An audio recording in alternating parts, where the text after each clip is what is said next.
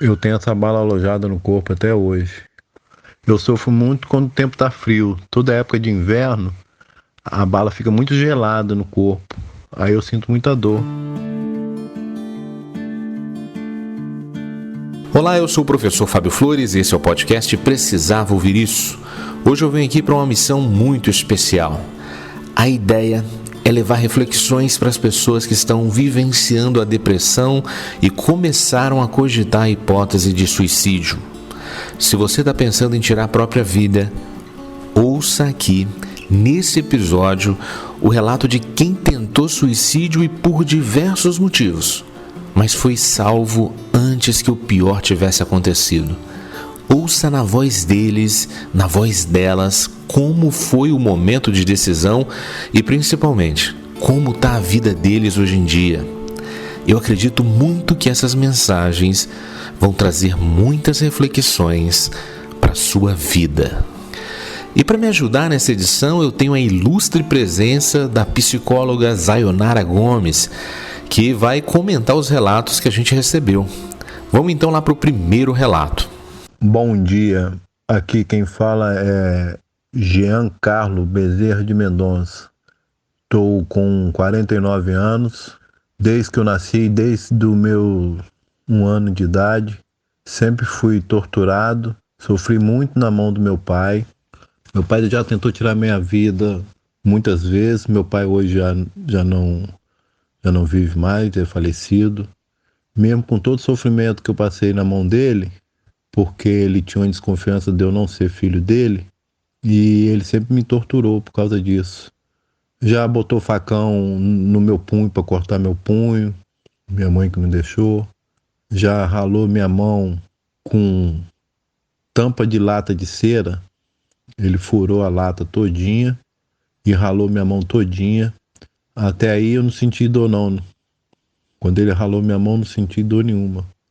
A dor maior foi quando ele jogou metiolate em cima, que na época era aquele metiolate que ardia mesmo. Ali eu vi o inferno. Quanta dor. Mas com todo o sofrimento que ele me causava, eu nunca deixei de amá-lo. Eu era apaixonado, muito apaixonado pelo meu pai.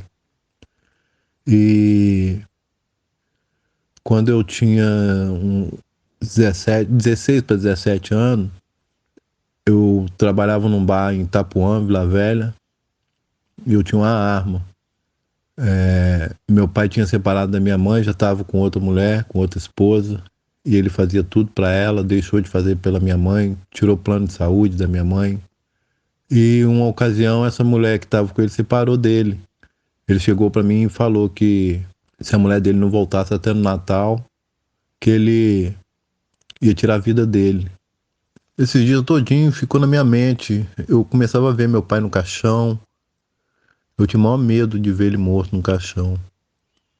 Eu me encorajei e tentei tirar minha vida antes que ele tirasse a dele. Eu estava num bar em Itapuã, que eu trabalhava, e eu peguei a arma, comecei a testar a arma em vários locais para ver onde eu ia tirar. Mirei na testa, mirei no pescoço, mirei no peito. Na hora que eu mirei no ouvido, eu encaixei o cano do revólver certinho no ouvido e disparei. Só que com esse disparo que eu dei no ouvido, eu percebi que eu não tinha morrido. Eu já dei o tiro deitado, imaginando que eu ia atirar e ia cair, ia se machucar mais ainda. Eu já dei esse tiro deitado. Só que eu percebi que eu ainda estava vivo. Eu só não tive força, mas eu cheguei a disparar outro tiro que não pegou em mim. Aí um irmão meu que estava comigo, trabalhando junto comigo, foi lá e me socorreu e me levou para o hospital. Graças a Deus, Deus tinha uma promessa na minha vida e não me levou. E graças a Deus também, nesse momento, meu pai também não chegou a tirar a vida dele. Mas isso tudo, graças a Deus, é passado na minha vida. Eu hoje sou uma pessoa cristã, já perdoei o meu pai e a vida que segue. E eu deixo aqui um depoimento que não resolve a gente tirar a vida da gente, porque eu tentei tirar a minha, graças a Deus o Senhor me livrou da morte. E eu tenho essa bala alojada no corpo até hoje. Eu sofro muito quando o tempo tá frio. Toda época de inverno, a bala fica muito gelada no corpo. Aí eu sinto muita dor. Mas graças a Deus não precisou retirar a bala, não. Fiquem todos com Deus aí. Duríssimo relato, né? Então, Sayonara, como você avalia esse caso? Pois é, Fábio. Muitas pessoas que experimentaram a violência na infância, principalmente se essa violência vem daqueles que deveriam nos amar e nos proteger, como os nossos pais, podem ir para a vida adulta carregando essa dor da ausência de afeto e amor e acabar somatizando com mais frequência quadros depressivos e transtornos de personalidade. Quadros esses que possuem uma tendência mais relevante a atentar contra a própria vida. Então fico alerta para que pais, mães e demais cuidadores das crianças de hoje, que essas pessoas deem um afeto e também limite de forma amorosa para essas crianças, o que pode evitar e muito quadros psicológicos complexos no futuro. Realmente os pais precisam ter muito cuidado com as palavras que eles dizem aos filhos e também com as atitudes. Eles podem ser sementes de sentimentos que vão pesar muito ao longo da vida. Então a gente vai agora para o próximo depoimento. Então, Fábio, foi assim, em 2015 eu conheci uma pessoa que ele tem um lado muito bom nele, mas também tem um lado meio ruim. E isso começou a me fazer muito, muito mal. Na verdade, por mais culpa minha, né? Mas eu não tinha essa consciência na época. Eu não sabia que era responsabilidade minha tudo que estava ali acontecendo, porque eu sabia como ele era, eu tinha a plena consciência de como ele era e eu aceitava tudo aquilo. Eu passei a não me amar, não me valorizar e eu acabei engravidando. E na época não era uma gravidez inesperada e tal. E com isso, minha família começou a me deixar de lado, meus pais começaram a me rejeitar, a minha mãe chegou a falar que desejava que meu filho morresse na minha barriga, meu pai falou que eu teria que passar por tudo isso sozinha para dar valor sobre a vida, e por aí vai. Meus amigos começaram a me julgar, se afastaram de mim, e aí eu me senti rejeitada por todo mundo, sabe? E aqueles julgamentos, aqueles preconceitos que você sabe como que funciona, principalmente de uma mãe solteira. Fiquei super depressiva. Eu me vi numa guerra mesmo, emocional, física, tudo que você imaginou. Eu já não estava bem emocionalmente, eu já estava frágil, me sentindo sozinha. E aí eu comecei a pensar nessas coisas. Eu não conseguia mais ver qualidades em mim. Eu comecei a só ver a parte escura, sabe? Eu não conseguia ver luz, eu não conseguia ver solução. Eu só conseguia ficar mal, porque era julgamento um atrás do outro, muitos julgamentos. E aquilo foi me fragilizando, me enfraquecendo. E eu fui ficando muito abalada.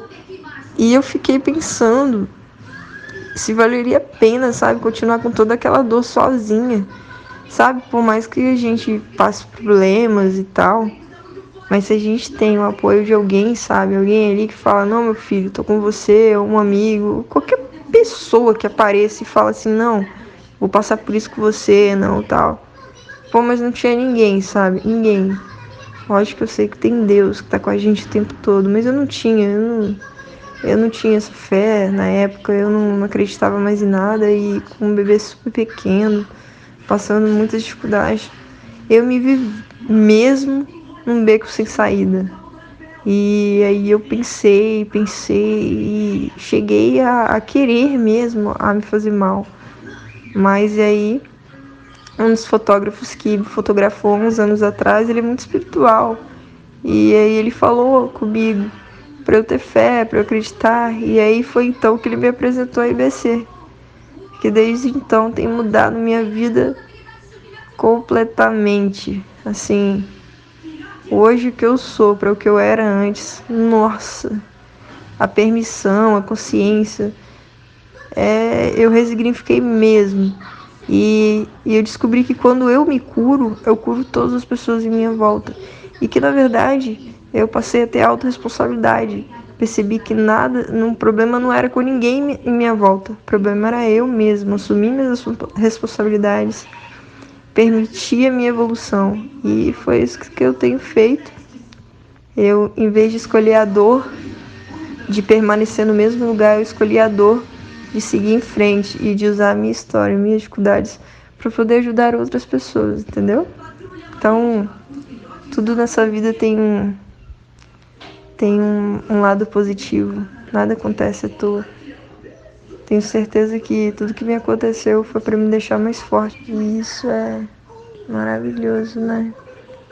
É poderoso quando a gente se permite a evoluir, a crescer, a ouvir mais dentro da gente do que o de fora. Que é a mamãe. É incrível esse poder. Eu nem posso imaginar o quanto deve ser difícil passar por um momento assim e numa fase tão delicada da vida. Muito complicado, né, Sayonara? Neste relato, Fábio, a gente percebe que, por circunstâncias da vida e algumas escolhas, a pessoa encontra-se em um momento muito desafiador e acaba desenvolvendo o que chamamos de visão de túnel, ou seja, ela acaba observando a vida apenas por um viés. O viés de que tudo está dando errado, que não tem jeito, eu não sei sair disso. E essa sensação de estar sem saída parece que abre a única saída possível, parar de viver, porque aí você não precisa enfrentar as situações adversas. Em casos como esse, a terapia e o apoio da família e amigos pode ser realmente a solução. Muito bem lembrado, Sayonara. O apoio dos amigos pode ajudar o processo de cura de quem está sob esse desespero, né?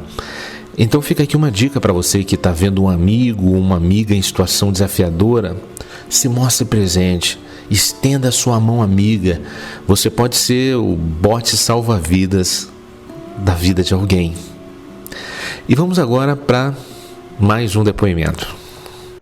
Eu tive depressão e eu custei a fazer o tratamento, né? Eu relutei bastante e eu não tomava medicação direito, eu abandonava o tratamento e numa dessas recaídas, né? Dessas coisas, né? Eu tomei as medicações de vez, assim, eu tomei as cartelas. Antes da depressão, eu participava da igreja, né? Eu era católica, então, quando eu tive a depressão, eu me afastei da igreja, porque eu não me sentia digna de estar lá, né? Hoje em dia eu entendo que tudo isso faz parte da doença, mas na época você não tem essa clareza, né? Você acha que você não é digna, né? Então, e aí eu me sentia a pior pessoa do mundo, todas essas coisas, e com isso eu achava que eu só prejudicava as pessoas, que eu só atrapalhava a vida das pessoas, então eu sempre pensava numa forma de pôr fim a isso, né? E então eu vinha na rua e sempre pensava assim, um carro podia, tipo, subir na calçada e me atropelar, sabe? Coisas assim. E eu me recordo, assim, bem real, assim, eu recordo exatamente o momento. Eu senti, assim, todo o meu corpo ficando gelado e eu suando muito frio e meu coração meio que falhando. E nesse momento eu fiquei meio que desesperada e aí eu meio que ia meio que apagando e aí eu não sei, sabe? Eu ficava desesperada e aí eu pedia pra não morrer, né? Eu não queria mais morrer.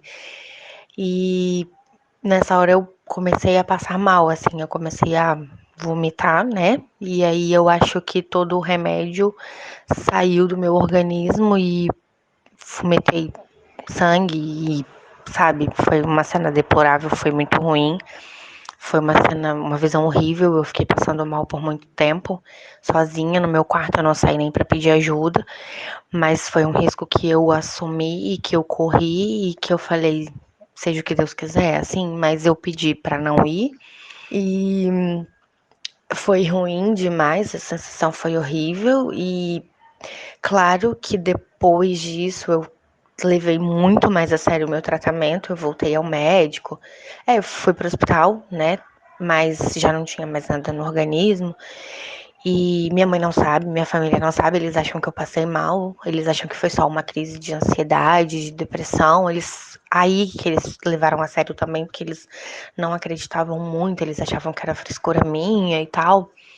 E eu comecei a fazer o tratamento correto, ir ao médico, tomar as medicações e me tratei corretamente. E hoje eu faço psicologia, tô no 7º período e é isso. Acho que é isso.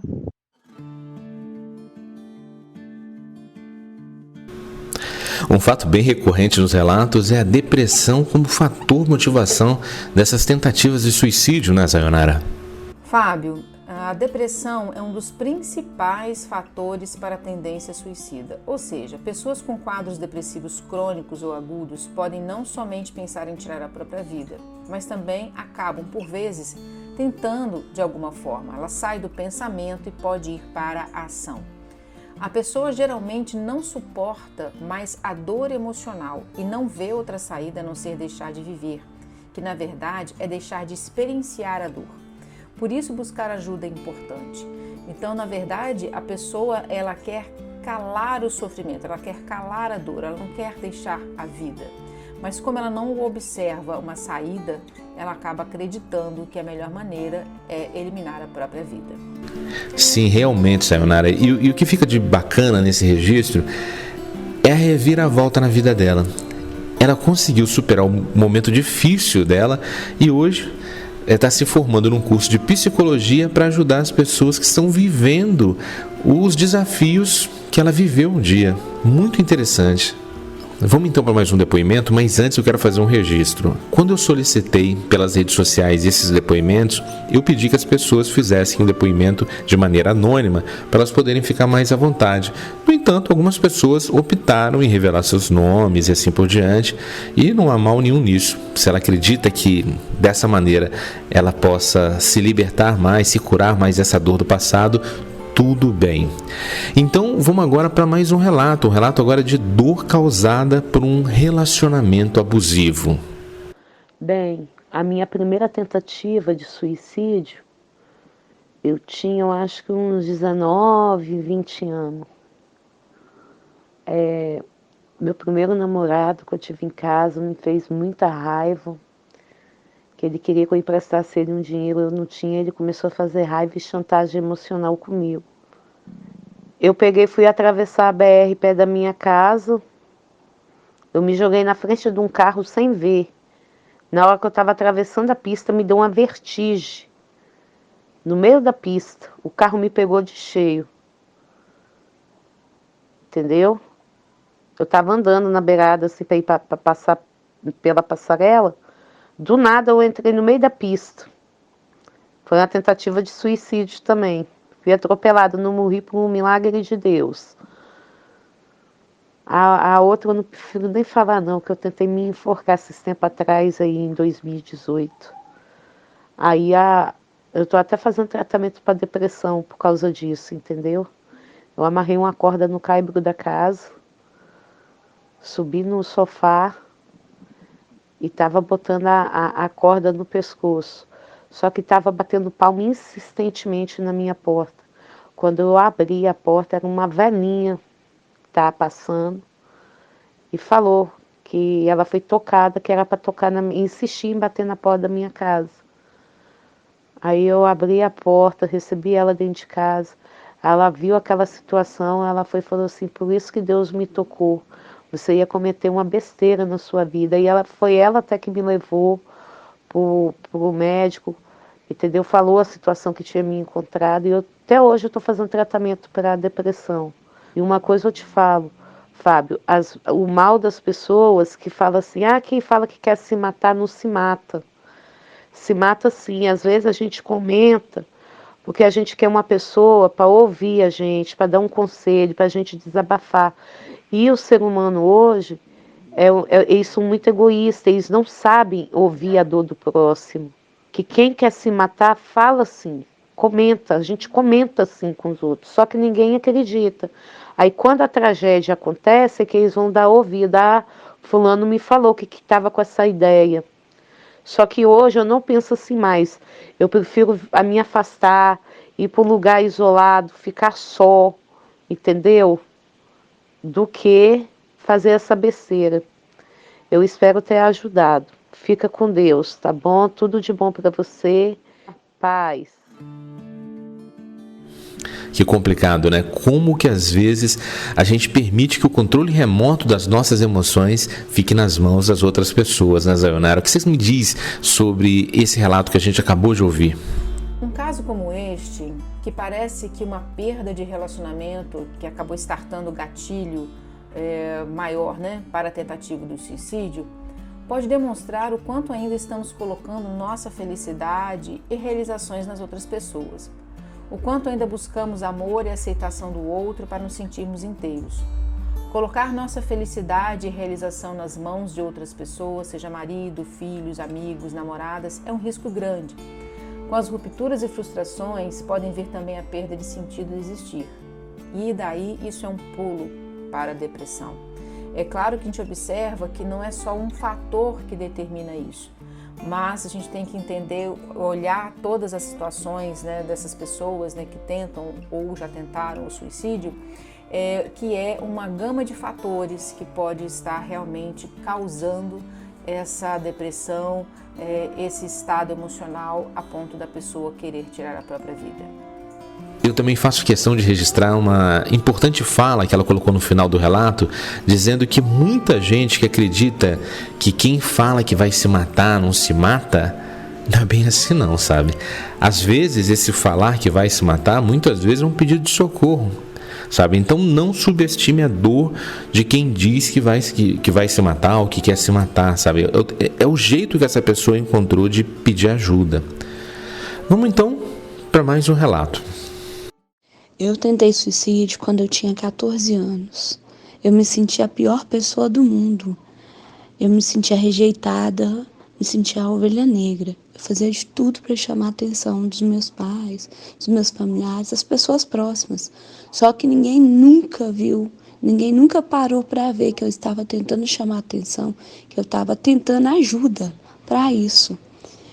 Eu comecei a, às vezes, sentar numa laje alta da casa do meu pai, olhava para baixo e tentava pular, entendeu? Eu tentava pular várias vezes, só que às vezes eu não tinha coragem, e às vezes que eu criava coragem em pular, aparecia alguém.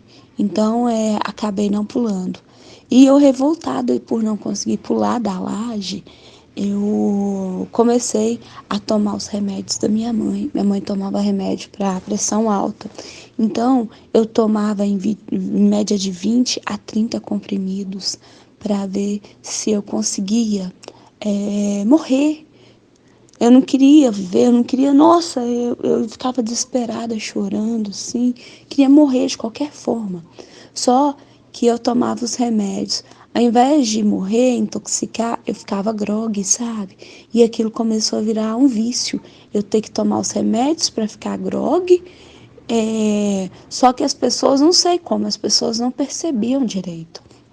Um belo dia, eu estava sozinha, eu achei um vidro de chumbinho, veneno de rato, lá que meu pai tinha escondido. Eu achei, eu coloquei meio vidro de chumbinho dentro de um pedaço de pão, para que eu não sentisse o gosto, né? E bebi junto com um copo de água. E daí comecei a dar uma crise, a me sentir dor, a sair espuma, né? Aquela espuma pela boca.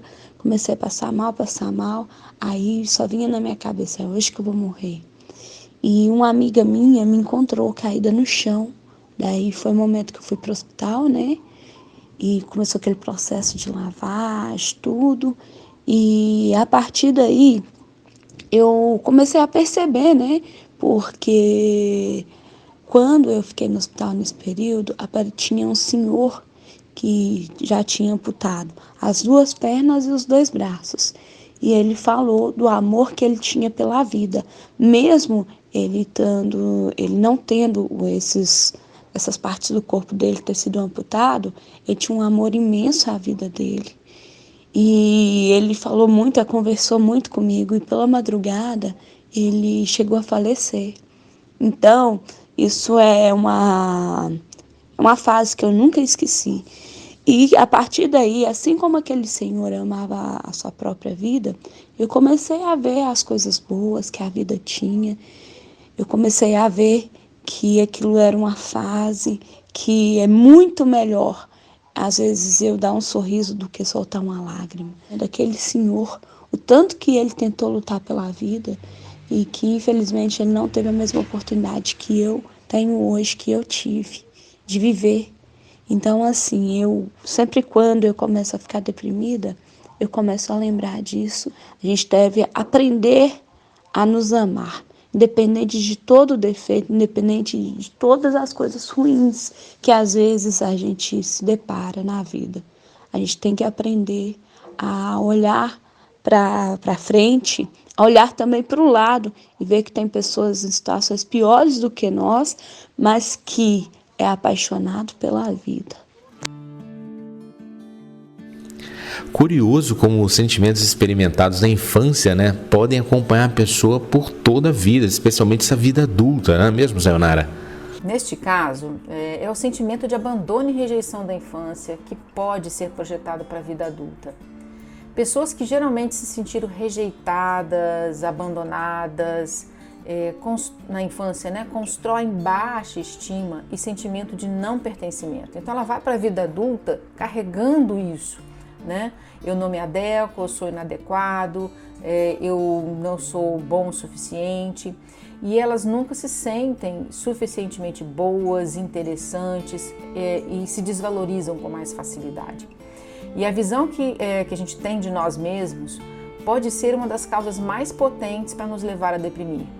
Então a gente precisa rever, a gente precisa curar essa visão que nós temos de nós mesmos e também dar novo significado a essas vivências do passado, né? E assim a gente consegue dar um outro sentido e de repente começar a buscar ter uma nova visão de si próprio para ter mais saúde mental, para ter mais um equilíbrio emocional, né? Isso mesmo, e um ponto que eu também destaco do relato dela foi se permitir olhar para o lado. Geralmente a pessoa no auge da depressão, ela só consegue observar o seu próprio problema. E quando ela olhou para o lado da enfermaria e viu um senhor que tinha acabado de perder os braços e as pernas e mesmo assim continuava amando a vida, foi a oportunidade dela ressignificar o tamanho do sofrimento que estava experimentando e até mesmo encontrar mais razões para se amar. Interessante mesmo. E vamos agora para mais uma história de quem tentou tirar a própria vida e, sobretudo, o que será que essa pessoa aprendeu com essa tentativa? Tudo começou quando eu tinha 10 anos de idade, né? Os meus pais, eles brigavam muito, muito. Eles se agrediam muito, tanto verbalmente como fisicamente. E a minha mãe, nessa época, ela fazia acompanhamento com um psiquiatra e tomava algumas medicações bem fortes, né? E em uma dessas brigas, no momento que eles estavam lá brigando e tal, eu fiquei muito nervosa, né? Eu chorava muito e eu fiquei muito nervosa. E eu pensei comigo, se a minha mãe toma esses remédios para ela ficar mais calma, se eu tomar, eu também vou ficar mais calma, né? E ela guardava esses remédios em cima de um armário bem alto, né? E eles lá brigando, discutindo, eu coloquei uma cadeira e consegui, com muita dificuldade, pegar o remédio em cima do armário que ficava dentro de uma caixa. Peguei essa caixa, peguei os remédios e tomei. Eram remédios muito fortes, que causariam muitas coisas em uma criança de 10 anos. Não me lembro quantos comprimidos eu tomei na época. Aí tomei. Nisso, os vizinhos, ouvindo a briga, uma senhora que era avó de 2 amigos meus, foram lá em casa, porque ela ouviu a briga. Quando ela chegou em casa, ela acalmou minha mãe, acalmou meu pai. O meu pai saiu de casa, foi para a casa do meu avô. E nisso, enquanto ela conversava com a minha mãe, eu ficava com os meus amigos lá fora.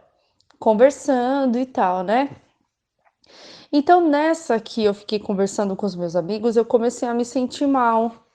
Eu comecei a sentir muito sono e eu comecei a, como se eu estivesse ficando mole, sabe? E aí eu comentei com eles, falei assim, nossa, eu não tô me sentindo bem. Eles falaram assim, nossa, mas por quê? Será que você tá nervosa? Fica calma. Eu falei assim, será que foi porque eu tomei os comprimidos da minha mãe? É porque eu percebo que depois que ela toma esses comprimidos, ela dorme. Eles falaram assim, nossa, mas você tem que contar para sua mãe que você tomou esses comprimidos, porque é muito grave isso. Eu falei assim, não, se eu morrer tá tudo bem, porque meus pais não ligam nem para mim, nem para minha irmã, eles só brigam e eu tô cansada das brigas dos meus pais. Eu falei, não conta nada para eles não, porque se eles souberem, é capaz ainda de eu apanhar. Só que eles contaram para a avó deles, a senhora que estava conversando com a minha mãe. Quando eles contaram, a avó deles me pegou e me levou para o hospital. Eu falei assim, eu não quero ir, eu não vou. Aí ela falou assim, quantos comprimidos você tomou? Eu falei assim, eu não sei quantos eu tomei. Na verdade, eu não lembro mesmo quantos foram que eu tomei. Aí minha mãe começou a chorar, ela me colocou dentro do carro e me levou para o hospital. Quando eu cheguei no hospital, eu já fui correndo para a sala do médico, fiz a lavagem estomacal e o médico falou para minha mãe que se não tivesse chegado logo no hospital comigo, eu teria morrido, né? Depois disso, o meu pai foi no hospital também, conversou comigo e nós voltamos para casa.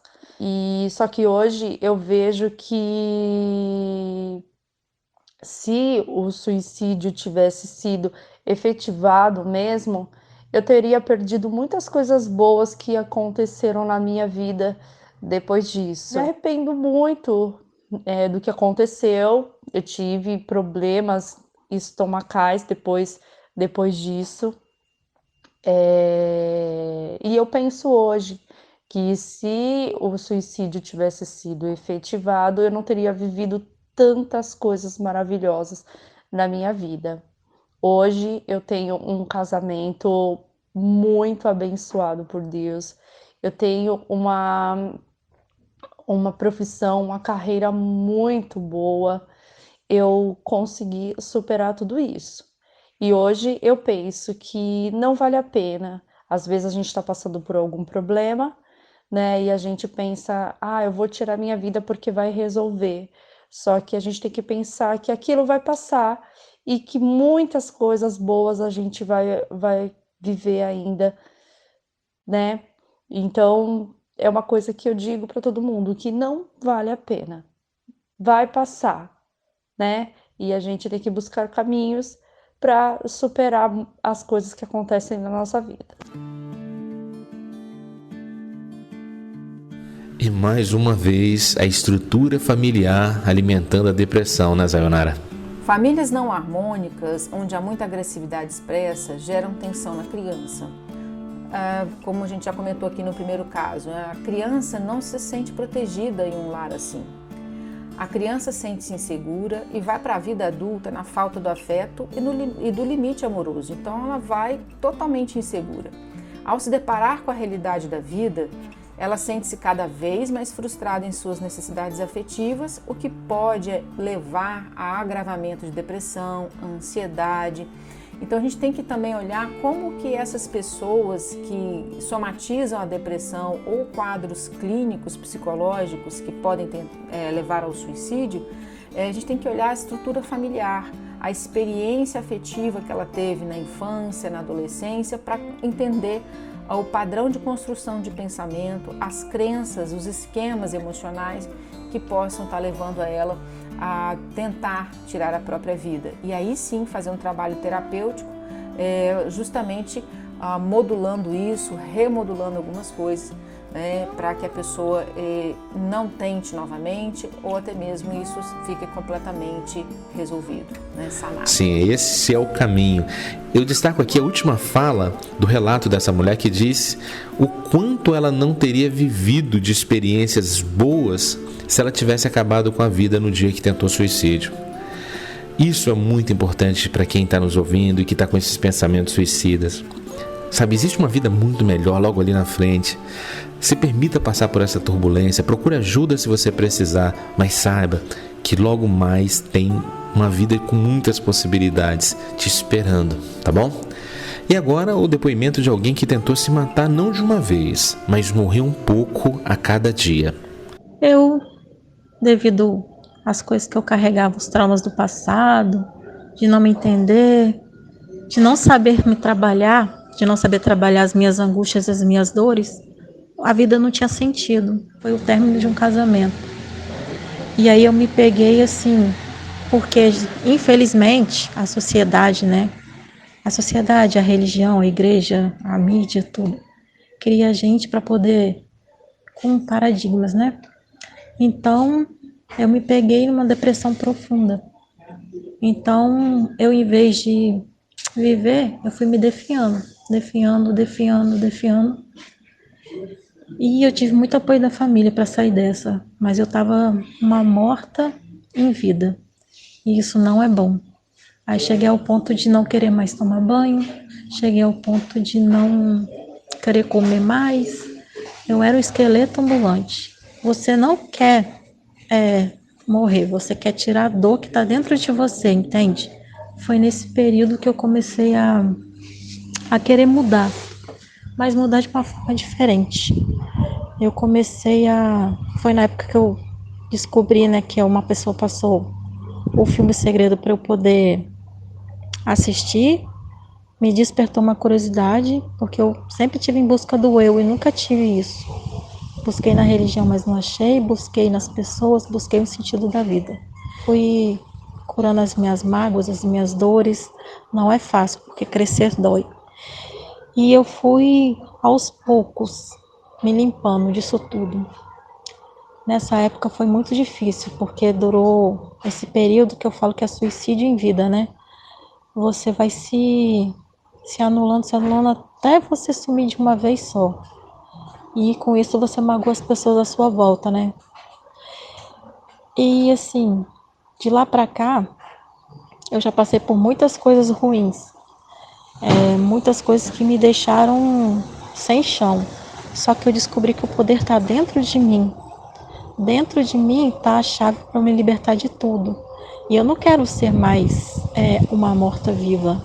Eu não quero mais cometer o suicídio mental, espiritual. Eu não quero mais cometer esse suicídio. Aliás, eu não quero morrer.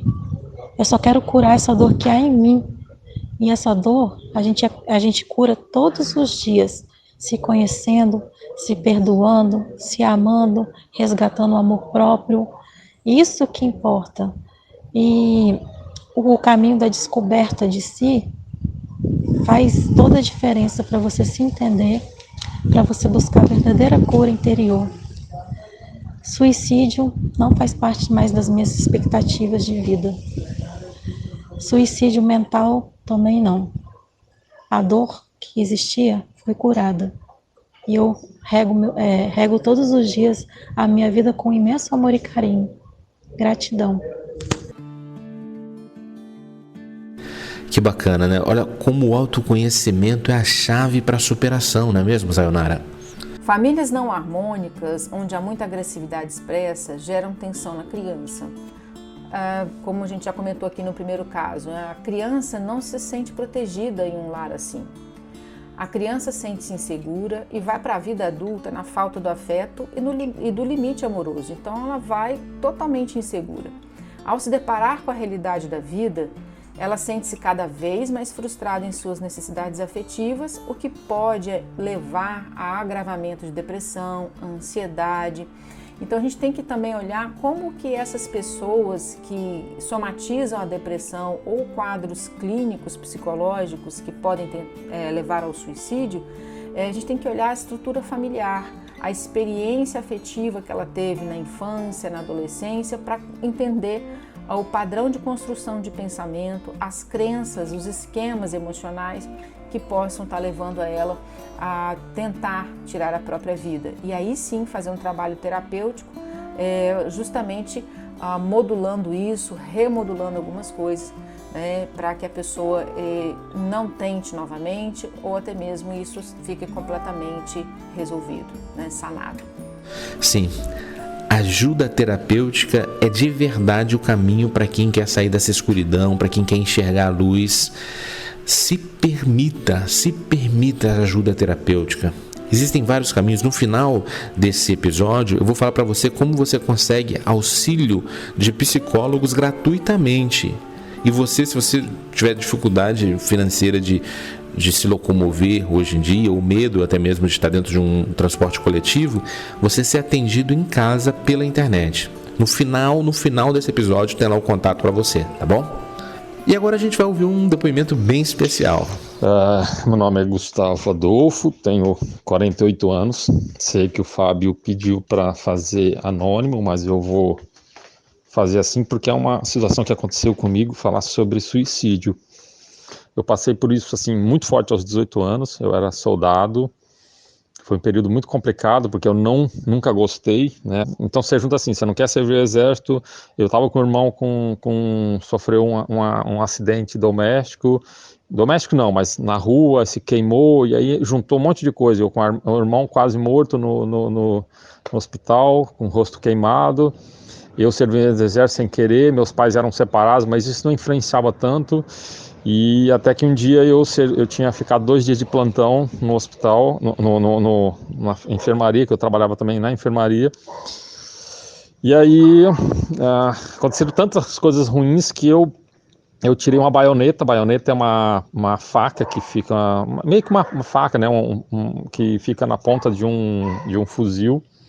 Eu tirei a baioneta, abri a minha farda, e posicionei a baioneta na frente da barriga para poder furar mesmo, né? E aí eu fiquei na dúvida onde é que eu furava para poder realmente ter uma morte rápida e não viver mais aquilo. Tava realmente um período extremamente complicado para mim. E eu acabei não fazendo, na verdade, porque eu olhei e comecei a pensar em tudo que poderia gerar de consequência depois daquilo, né? Assim, para minha família, para os meus pais, para minha mãe, especialmente, por quem eu tinha uma grande adoração, tenho até hoje, né? A gente conversa muito todos os dias, e eu comecei a pensar nisso. Mas assim, a angústia, a vontade de enfiar era muito forte, assim, de você olhar a baioneta na mão e falar assim, bom, eu furando a barriga, ou onde quer que eu furasse, ia acabar aquele sofrimento, aquela sensação ruim, aquele mal-estar que eu sentia. Que já perdurava durante um bom tempo. E aí eu acabei, assim, foram acho que 2, 3 segundos que eu parei antes. Eu estava realmente já enfiando na barriga, já estava sentindo a dor na barriga dela. Não chegou a ficar marcado, mas eu estava sentindo, enfiando a baioneta. E aí eu senti que naquele momento especificamente eu podia tomar a decisão de fazer aquilo ou não. Eu comecei a pensar, tenho 18 anos, de repente isso é uma fase, isso vai passar e eu não sei como é que vai ser daqui para frente. E aí eu comecei a pensar, vou me matar, eu resolvo meu problema que de repente é temporário, e minha mãe vai ter um filho morto, minha família não vai ter mais a minha presença, e o que eu posso fazer para ser melhor depois disso tudo? Mas eu imagino que as pessoas que se suicidam não pararam para fazer o que eu fiz, elas simplesmente fizeram. Sayonara, mais uma vez a gente percebe o estado de confusão mental que pode acometer uma pessoa quando muitas experiências ruins são vividas ao mesmo tempo, né? Aqui a gente percebe que várias experiências que qualificamos como ruins, acontecendo ao mesmo tempo na vida da gente, pode nos fazer pensar que a vida é somente isso. Novamente, é aquilo que eu chamo de visão de túnel, né? O pessimismo e o imediatismo, aquele desejo que as coisas se resolvam rápido, no meu tempo, mas na verdade não é assim que a vida funciona, pode sim nos levar a deprimir. Buscar o amadurecimento e através do autoconhecimento, né, é a chave para a gente não passar por isso, ou ao menos reduzir os impactos das experiências ruins. Então a gente tem que buscar o amadurecimento, a gente tem que parar de querer que as coisas também funcionem do nosso jeito, do nosso tempo, buscar ter uma visão mais otimista, começar também a diversificar as nossas possibilidades, né? Será que as coisas são sempre ruins, né? Sair da generalização, isso realmente pode ajudar a gente compreender a realidade de uma forma que se torne mais leve, né? Menos pesado. E eu destaco aqui o trecho em que ele diz que, por pensar como ficaria a mãe depois dele acabar com a própria vida, ele se viu num ato de responsabilidade afetiva com a família, sabe? Ele desistiu de tomar aquela atitude por uma responsabilidade afetiva com a mãe, sabe? Esse é um caminho muito interessante para quem está desenvolvendo pensamentos suicidas, né? E agora, um depoimento de uma mãe que tentou tirar a própria vida. Então, isso aconteceu vai fazer 1 ano agora, no final de maio, e foi através da ingestão de medicamentos. No dia do acontecido, eu queria me desligar de tudo. Eu estava cansada, eu vinha de uma depressão muito forte, e estava cansada, literalmente, e eu não aguentava mais, não aguentava. Era uma dor insuportável.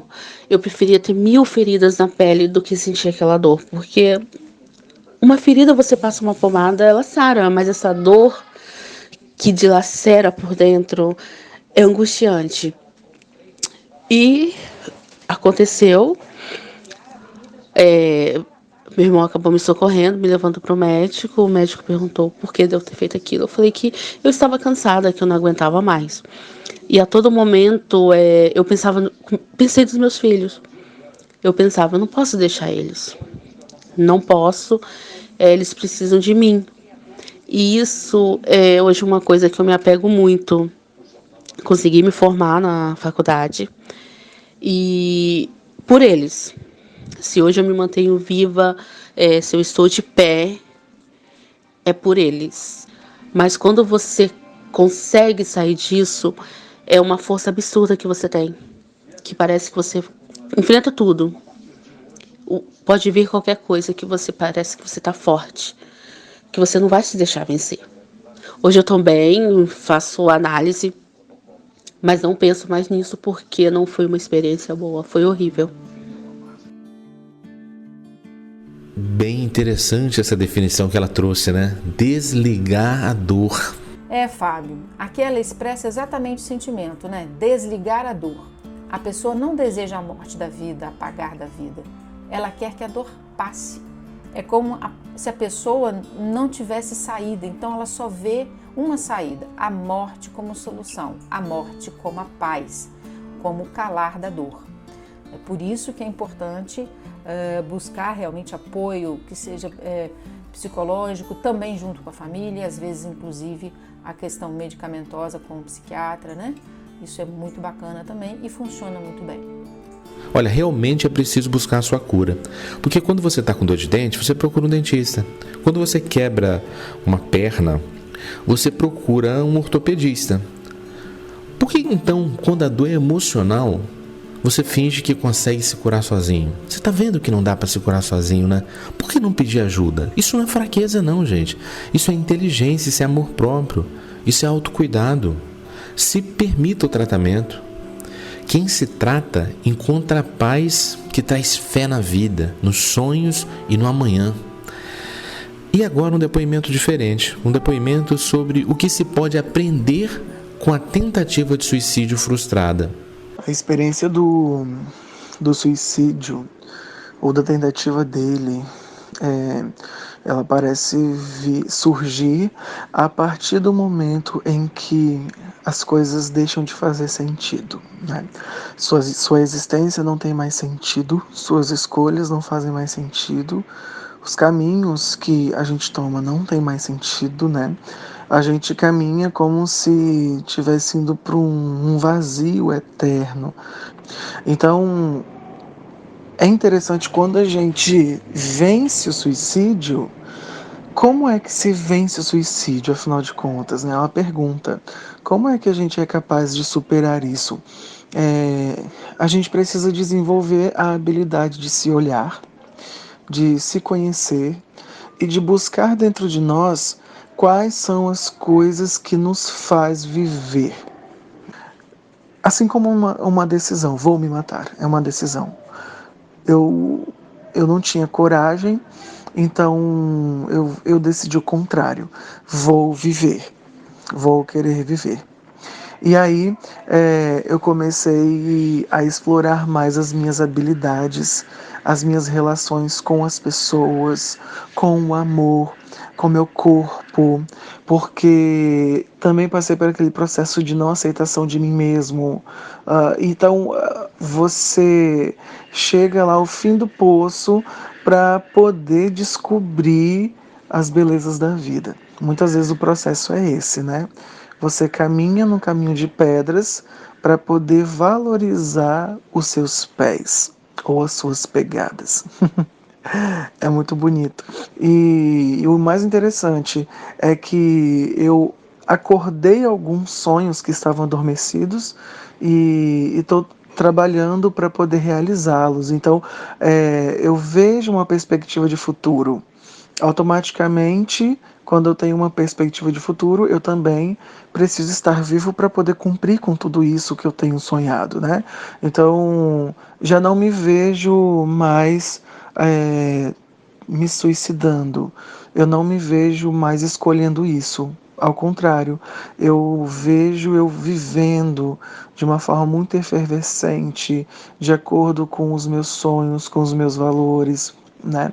Porque a gente fica num estado tão deplorável que a gente se sente um nada.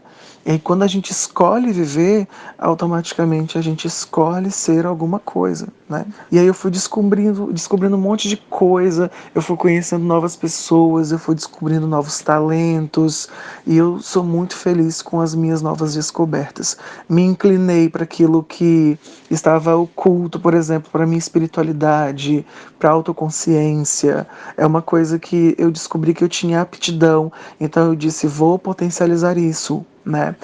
Eu tenho aptidão para música, vou potencializar isso. Eu tenho aptidão para a palavra, vou potencializar isso. Então, a arte, ela também teve um papel muito, muito fundamental nisso, porque eu conseguia expressar o que estava dentro de mim.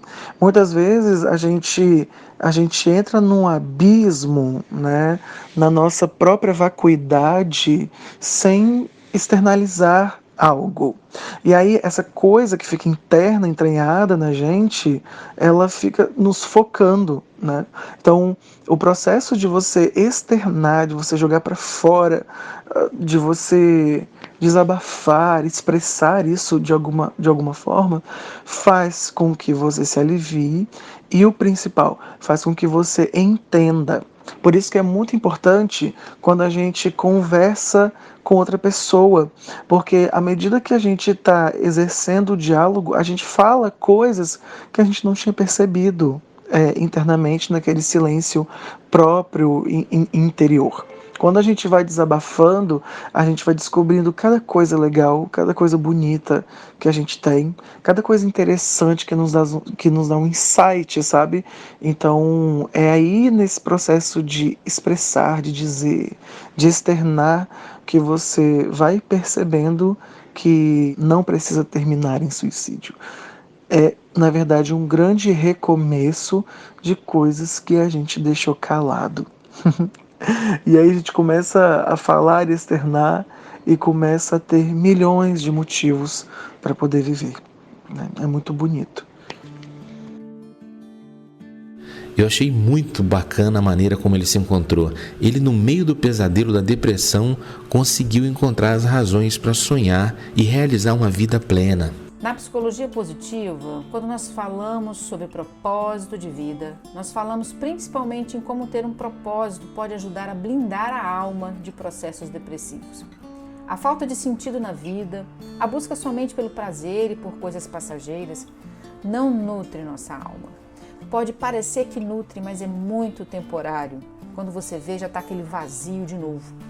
Então, buscar identificar um propósito de vida e estar alinhado com ele pode ser uma excelente estratégia para prevenir a depressão e ter uma vida muito, muito mais feliz.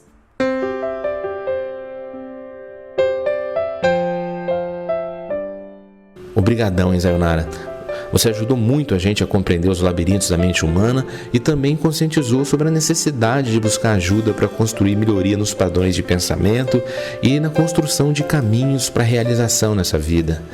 Obrigadão mesmo, sabe? E, gente, eu recomendo muito que vocês conheçam também o podcast da Sayonara. É só você pesquisar por Sayonara Gomes nas principais plataformas de podcast que você vai encontrar um conteúdo altamente relevante. E, por fim, o recado para você que me ouviu até esse instante.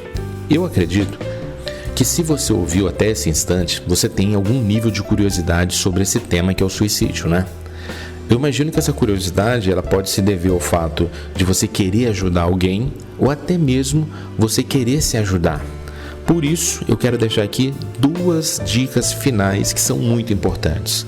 Uma é o seguinte: se o pensamento suicida estiver te rondando muito, ou melhor, estiver começando a te rondar, ligue urgentemente para o CVV, para o Centro de Valorização da Vida. Lá você vai encontrar gente que te ouve sem julgar, sabe? Gente que está lá para te acolher. Se permita ligar para o 188. 188. Você vai encontrar lá um acolhimento que talvez você nunca tenha encontrado na vida. E não tem nada a ver com igreja, com religião, não é nada disso. É só gente acolhendo gente, sem julgamento. O telefone, novamente repetindo, hein, é 188. Mas se você tiver com timidez para falar o telefone com uma pessoa desconhecida, sobre total anonimato, se ainda assim isso é difícil para você nesse momento, tem também um atendimento via chat. Você vai conversar numa sala de bate-papo isoladamente com uma pessoa e você vai poder desabafar. Vai ter uma pessoa que vai estar lá te acompanhando, te dando oportunidade para transbordar todo esse estado emocional que está morando dentro de você provisoriamente, tá bom? É só você pesquisar o site do CVV lá no Google, ou então ir direto nele, né? É cvv.org, org é org, né? cvv.org.br. Então se permita. Outra dica muito importante que eu falei lá um pouco antes aqui para você é o seguinte: tem um projeto que reuniu psicólogos do Brasil inteiro, que eles estão fazendo atendimento gratuito de maneira online enquanto a gente estiver nessa pandemia. É só você jogar no Google #Covid0. Ou então você pode ir direto ao site deles, que é o seguinte: www.bem.care. Care em inglês quer dizer cuidado. Então, assim, traduzindo para o português seria www.bem.care. Nesse site você vai encontrar esses psicólogos que estão abertos e disponíveis a você enquanto a gente estiver nesse período de isolamento social. Tá certo? Enquanto a pandemia estiver aí, eles vão estar atendendo e acolhendo. Você vai ter uma ajuda profissional que muito provavelmente vai ser aquela que vai fazer a diferença na tua vida e vai salvar a sua vida, tá bom? Para finalizar essa mensagem, o que eu peço a você é o seguinte: dê uma chance à sua vida. Dê uma chance à sua vida. Dê uma chance à sua vida. Você ouviu nos depoimentos das pessoas que tentaram suicídio que a vida deles hoje está surpreendentemente bem melhor.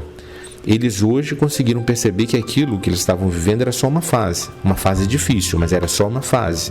Então, se permita buscar ajuda, se permita encontrar com a paz que o futuro quer trazer até você, tá bom?